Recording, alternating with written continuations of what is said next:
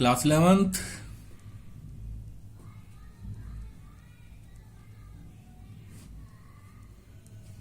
चलिए, let us start our next topic, that is capillary tube।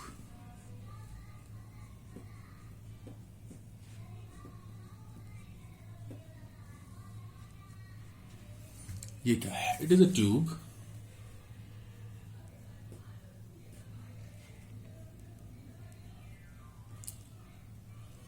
of glass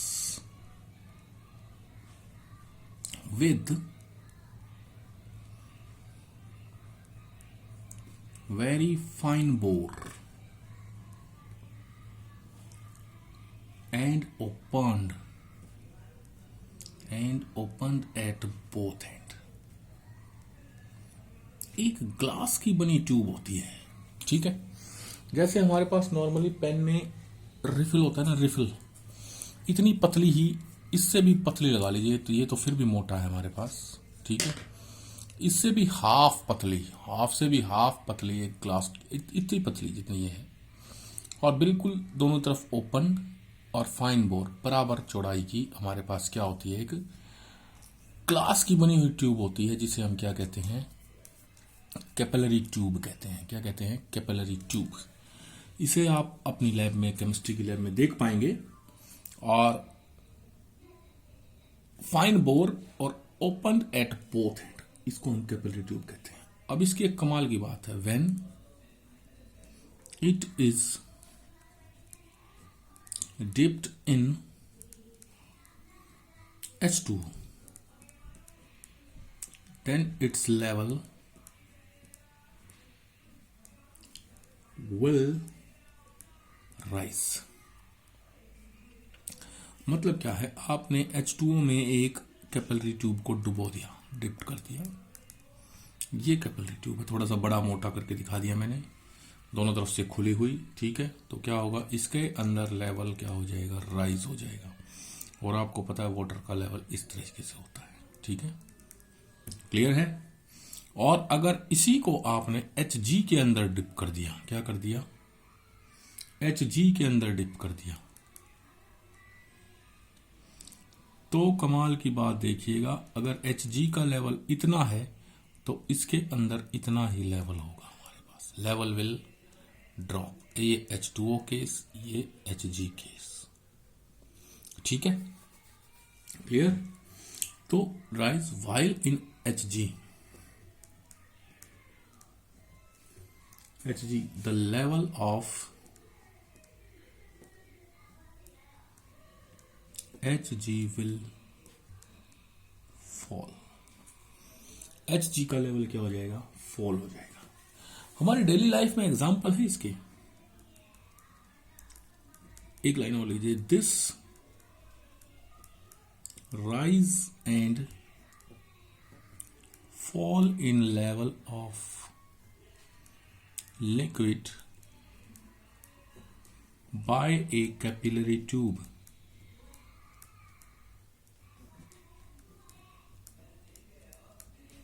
is called capillary action।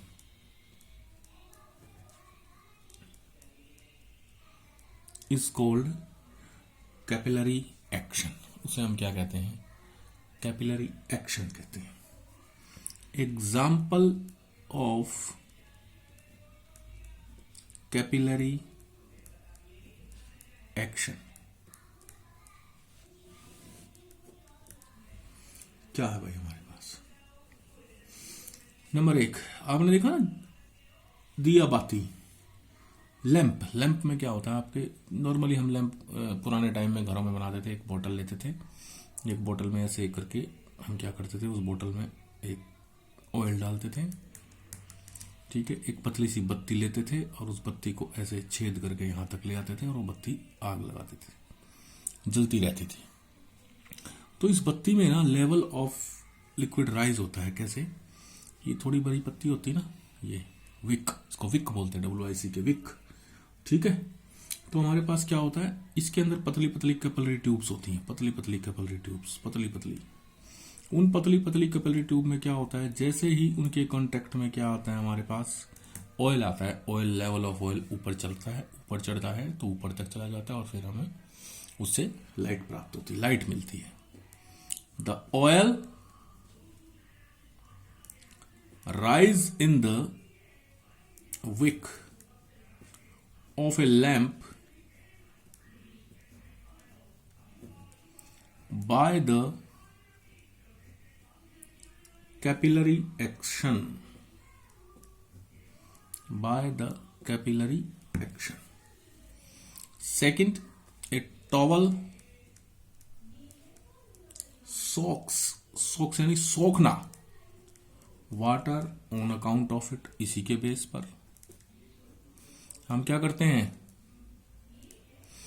गीली body पर towel रखा, हटाया तो सूख गया। टॉवल क्या करेगा, सोख लेगा किसको, वाटर को। क्यों, टॉवल में वही छोटी छोटी कैपिलरी ट्यूब है, लिक्विड के ऊपर रखा, सोख लिया, ऊपर चढ़ गया लिक्विड, लेवल राइज हो गया। ठीक है। Number 3, ploughing of field is necessary. Ploughing मतलब हल चलाना। Plowing of field is necessary as by this the capillary tube formed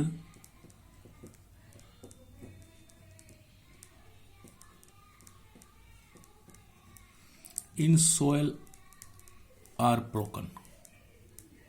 मिट्टी में जो कैपिलरी ट्यूब बनी है ना, वो मिट्टी में वो टूट जाती है, क्योंकि उन सॉइल में, मिट्टी में जो कैपिलरी ट्यूब बनी है उनसे मिट्टी की नमी ऊपर उठती है और एनवायरनमेंट में चली जाती है, जमीन सूख जाती है। हल चलाने से वो टूट गई। टूटने के बाद क्या होगा, जमीन में नमी है ना, नमी बहुत देर तक बरकरार रहेगी। ठीक है। So the moisture in soil preserve. Soil में मॉइस्चर क्या है, प्रिजर्व रहता है। नंबर 4, while making rice,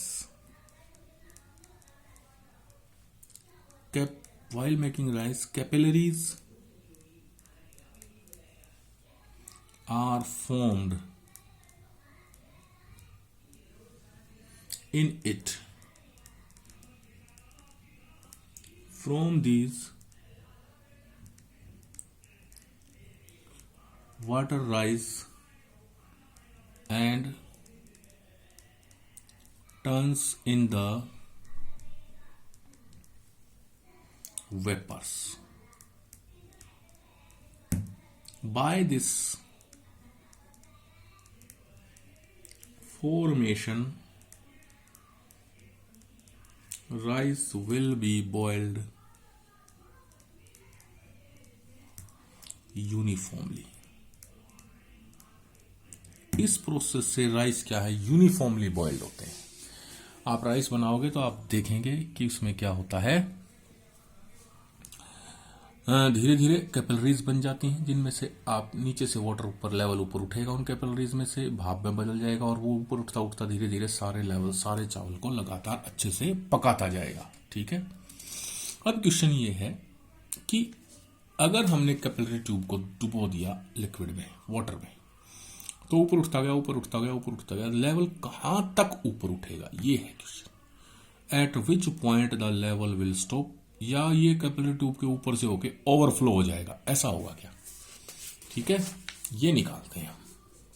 चलिए, टॉपिक हमारा accent formula.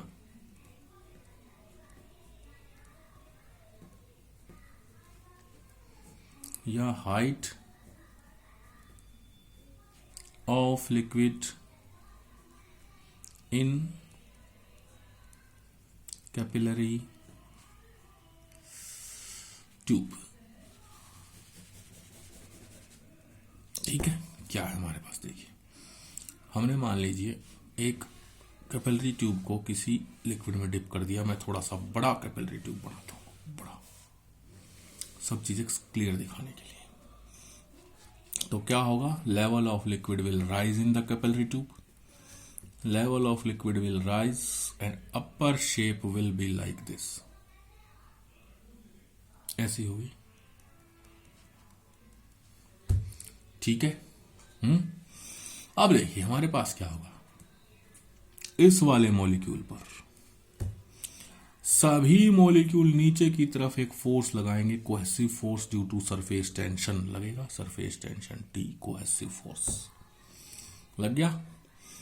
Newton third law कहता है equal and opposite there will be another reaction R हो गई, ठीक है, जो किसके बराबर होगी, this R will be equal to T के बराबर, इक्वल एंड ऑपोजिट है। अगर मैं इसके दो कंपोनेंट करूंगा इस आर के, तो थीटा के साथ वाला कंपोनेंट हो जाएगा टी कॉस थीटा, और इसके साथ 90 डिग्री पे कंपोनेंट हो जाएगा टी साइन थीटा। ये सिर्फ एक मॉलिक्यूल के लिए, यहां वाले मॉलिक्यूल के लिए ऐसा ही होगा। चलिए लिखते हैं, when A capillary tube is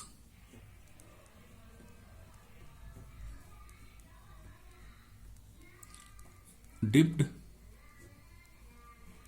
in H2O, then level of H2O will rise in the tube, then T is equal to force of surface, ये लिक्विड भर दिया हमने किसमें, टब में,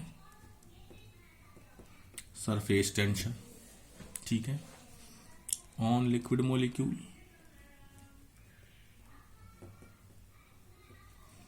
are is reaction equal to T, surface tension, ठीक है। Now resolve are in two component. Number one, the sine component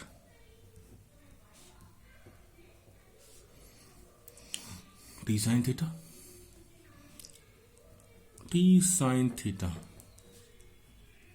has nothing to do with the rise of liquid. Liquid को ऊपर ले जाने में साइन कंपोनेंट का तो कोई काम नहीं, ऊपर तो ऊपर की तरफ जा रहा है लिक्विड, यानी कौन सा कंपोनेंट काम कर रहा है ऊपर के लिए, टी कॉस थीटा, ठीक है। Number second, the cos component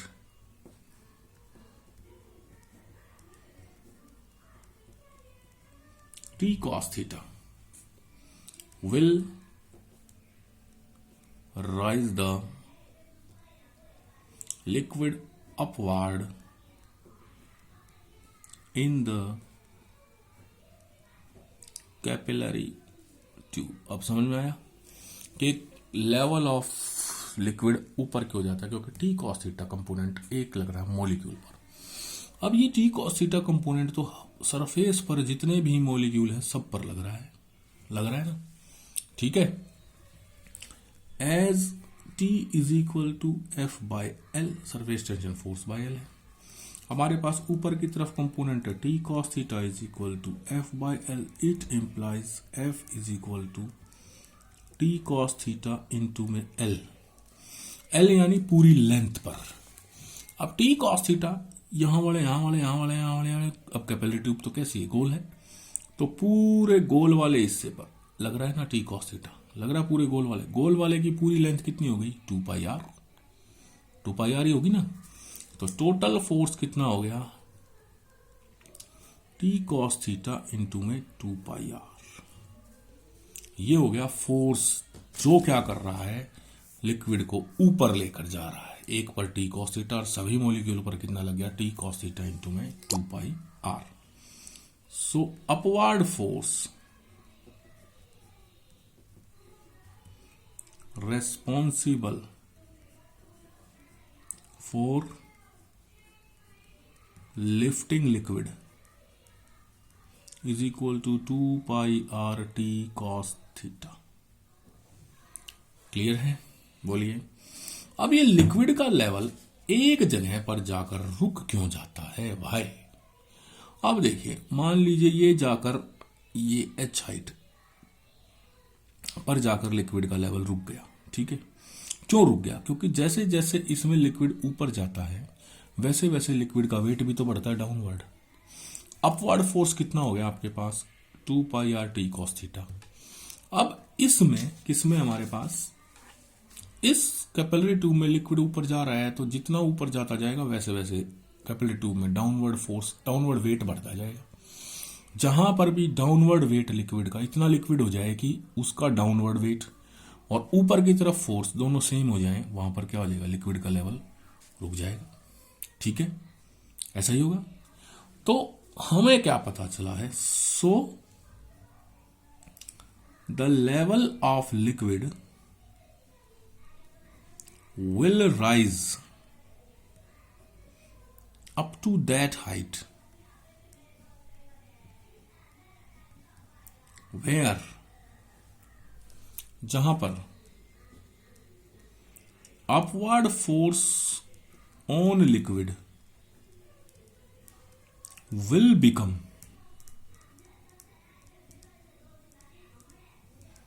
equal to downward weight of H2O in capillary tube. ऐसा ही होगा, है ना? तो आप इसको अब क्या बना सकते हैं? अब मैं इसको ये बना सकता हूं क्या कि ये था हमारे पास केस, लिक्विड हमारे पास इस तरह से था, ऐसी थी। तो मैंने क्या किया, यहां तक की हाइट को मान लिया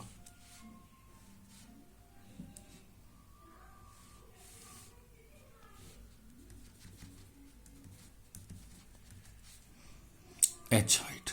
ठीक है, एच हाइट का लिक्विड हो गया। अब यहां भी लिक्विड है, ये वाला लिक्विड है ना, लिक्विड ये वाला। इस लिक्विड की कैसे वैल्यू निकालेंगे? ये है हमारे पास। अगर मैं इसको पूरा मिला दूं ऐसे, तो ये हमारे पास कितना डिस्टेंस हो गया? आर हो गया ना, आर। ठीक है, अब तो पूरी ये भी ऊपर आर हो गया। ठीक है, क्लियर? अभी समझिए मैंने ऐसा क्यों किया, आगे बताता हूं मैं आपको। यानी कैपिलरी ट्यूब में लिक्विड ये भी है, ये भी है, और ये तो है ही है। ठीक है, so the level of liquid will stop where upward force will be equal to weight of liquid downward। वहां क्या हो जाएगा? स्टॉप हो जाएगा। सही होगा। अपवर्ड फोर्स हमने निकाल लिया 2 pi R T cos theta, और डाउनवर्ड वेट mg। ये तो अपवर्ड लग गया, ये डाउनवर्ड लग गया। ठीक है, अब इसको सोल्व करते हैं। 2 pi R T cos theta is equal to mg हो गया वी रो जी, हो गया वी रो जी। अब हम वॉल्यूम कितना है इसमें, वॉल्यूम निकालना हमें। अभी हमने कहा है कि एच हाइट तक तो गए हैं हम, लेकिन ऊपर यहां भी वॉल्यूम है। तो अगर मैं इस पूरे सिलेंडर बन गया है कि यहां तक का बन गया ना सिलेंडर, इस सिलेंडर में से इसका वॉल्यूम घटा दूं तो हमारे पास ये वाला वाटर भी आ जाएगा ना पूरा। इस पूरे सिलेंडर की हाइट कितनी है? एच प्लस आर, और ये वाला वॉल्यूम क्या हो गया? Semi sphere. इसका वॉल्यूम घटा दूं तो हमारे पास क्या आ जाएगा? ये पानी भी कंसिडर हो जाएगा, टोटल वॉल्यूम आ जाएगा। ठीक है, बोलिए। देन वॉल्यूम ऑफ लिक्विड, इसको इक्वेशन 1 कह दीजिए, in tube is equal to volume of cylinder A B C D minus volume of hemisphere. ठीक है, ये हेमिस्फीयर बन गया। इसको कह दिया मैंने ए बी, यहां तक है हमारे पास सी डी। इस ए बी सी डी में से इस हेमिस्फीयर को माइनस कर देते हैं। ए बी सी डी हो गया pi R square H, H की वैल्यू होगी H plus R, height H plus R, minus hemisphere 1/2 4/3 pi R cube हो गया। ठीक है, ये बन गया pi R square H plus R minus 1/2 हो गया 2/3 पाई आर क्यूब हो गया। ठीक है, क्लियर। कॉमन आ गया पाई आर स्क्वायर इनटू में ये बच गया H plus R minus 2/3 R, pi R cube में से आप बाहर आ गया। पाई आर स्क्वायर इंटू में एच माइनस के आर बाय 3, ये बचेगा एच प्लस के R by 3, sorry H plus के आर बाय 3। अब H is far far far greater than R, height तो बहुत ज्यादा है, रेडियस बहुत छोटी है, तो आर बाय 3 नेग्लेक्ट हो गया, तो हमारे पास क्या आ गया pi R square H, H is neglected. Volume आ गया, वॉल्यूम की वैल्यू यहां रख दो, then 2 pi R T cos theta is equal to pi R square H rho g हो गया। ठीक है, पाई से पाई कैंसिल, एक आर से एक आर कैंसिल, एच आ गया height of liquid in capillary tube is equal to 2t cos theta upon R rho G. This is called ascent formula, ASCENT ascent formula के कितनी हाइट तक capillary tube में कोई भी लिक्विड राइज करेगा। ठीक है, क्लियर। चलिए इस क्लास में इतना ही कीजिए, नेक्स्ट क्लास में फिर करते हैं।